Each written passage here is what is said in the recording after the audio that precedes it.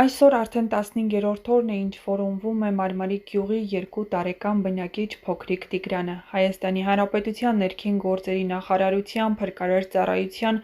հատուկ նշանակության փրկարարական աշխատանքների իրականացման կենտրոնի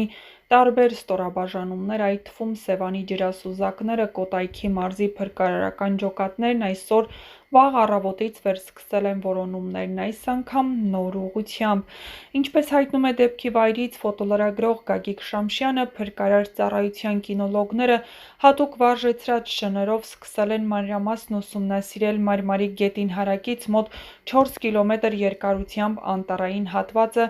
ինչը բազմաշերտ քննարկումների առիթ է դարձել հանրության շրջանում։ Տրամաբանական հարց է առաջանում, ինչու միայն այսօր սկսվեցին լայնածավալ որոնումներ Մարմարիկ գետի ուղղությամբ ձգվող անտառներում։ Բանն այն է, որ նախորդ օրերին կատարվել են բազմաթիվ որոնողական գործողություններ հենց գետի հունում Մարմարիկ գյուղի մերձակայքում, գյուղացիների տներում, գյուղամիջյան տարածքներում եւ այլ մատչելի ուղղություններում։ Տիգրանի անհետացման հետ կապված շրջանառվում են տարբեր վարկածներ, որոնցից մեկը այսօր ստվերային կերպով հայտնվեց գայլի մասին տեղեկություն։ Ըստ որոշ շրջանառվող լուրերի, գյուղի շրջակայքում իբր գայլեր են հայտնվել, ինչն էլ որոշ մարդկանց հիմք է տվել ենթադրելու, արդյոք հնարավոր է երեխայի անհետացման հետ կապ ունենա գիշատիչ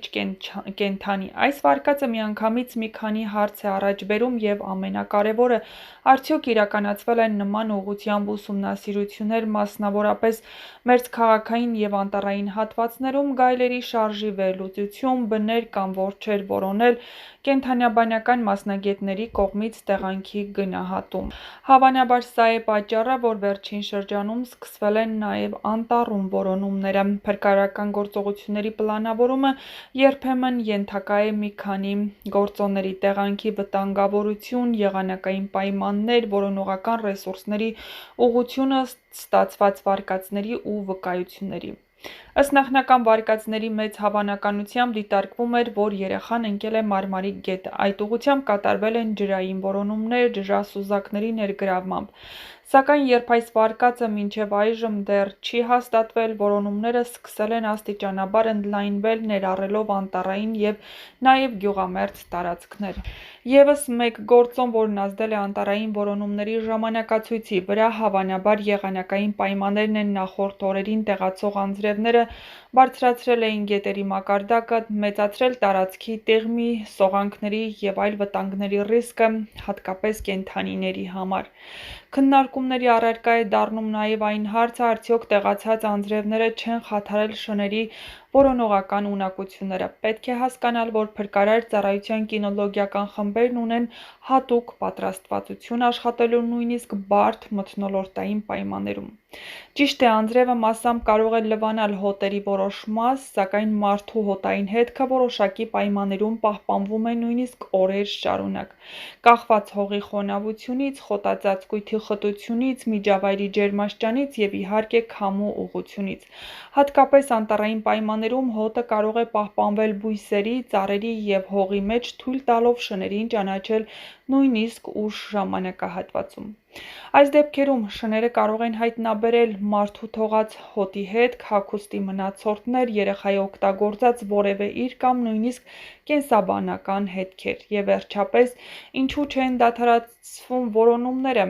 Բազմիցս հնչած հարցերից է, ինչու չեն դադարեցնում որոնումներն, ինչպես արվում է որոշ դեպքերում որոշ ժամանակ անց։ Պատասխանը հուզիչ է ու պարզ։ Փոքրիկ Տիգրանի պատմությունը վերածվել է համազգային ցավի եւ համաժողովրդական հույսի։ Պետությունը, փրկարարները, կամավորները, լրագրողները եւ հազարավոր քաղաքացիներ միավորվել են մեկ նպատակով՝ գտնել Տիգրանին։ Սա արդեն ոչ միայն որոնողական գործողություն է, այլ հասարակության հավաքական համերաշխության վկայություն։ Աշխատանքների շարունակականությունը ոչ միայն հույսի նշան է ընտանիքի համար, այլև վստահություն քաղաքացիների համար, որ հնարավոր է բոլոր միջոցները գործարկվում եւ գործի են դրվում։ Այսօր վերսկսված որոնումներն անտառում շների օգնությամբ նոր ուղղություն են տալիս գործին, սա չի նշանակում, թե այս ուղղությունն առավել հավանական է նախորդներից, այլ որոնումներն ուղղակի ընդլայնվում են խորը վերլուծությունների և տեխնիկական հնարավորությունների շրջանակում, քանի դեռ հույս կա, փրկարարները չեն նահանջելու ոչ մի վայրկյան, և հենց այս հույսն է, ինչն ապրեցնում է Տիգրանի հորը, մորը, հարազատներին ու մի ամբողջ ժողովրդի։ Ինչ պետք է արվի, որ գայլի վարկածը չբացառվի: Նախ կենդանաբանների և բնապահպանների ներգրավում: Այս մասնագետները կարող են գնահատել արդյոք տվյալ տեղանքում գայլերի շարժն այս սեզոնին բնական է կամ բներ և ինչպիսի տարածքներում կարող են լինել: Որոնումներ հնարավոր որջերի շրջանում: Եթե անտառներում կամ լեռների ստորոտներում հայտնաբերվեն բներ կամ անցքեր, դրանք պետք է ուշադիր ուսումնասիրվեն առնվազն հնարավոր մնացորդների կամ հոտի առկայության համար: Տեղաբնակների վկայություններ հավաքագրել արդյոք նախկինում գայլեր տեսել են և եթե այո, որտեղ: Դիտարկող տեսախցիկներ տեղադրել որոշ հատվածներում, որպեսզի գիշերային ժամերին հնարավոր լինի որսալ հնարավոր կենդանու շարժ: Փրկարար շների աշխատանքն ուղղել նաև կենդանիների թողած հետքի հայտնաբերմանը, ինչը հատուկ վարժեցված շների դեպքում հնարավոր է: Գիշատիչների վտանգը, հատկապես փոքրիկ երեխաների դեպքում, երբեմն ոչ անմիջապես ակնհայտ է: Եթե նույնիսկ հնարավորությունը շատ փոքր է, այն պետք է ստուգվի, հատկապես հաշվի առնելով, որ մյուս ուղղություններով առայժմ հստակ արդյունքներ չկան: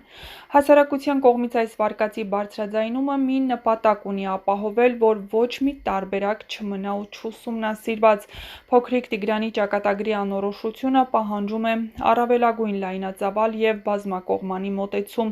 թե մարդկային, թե կենդանական միջամտությունների տեսանկյունից, և մենք հուսով ենք, որ շատ շուտով Տիգրանը կգտնվի ողջ և առողջ: Մենք հավատում ենք այս ամենին: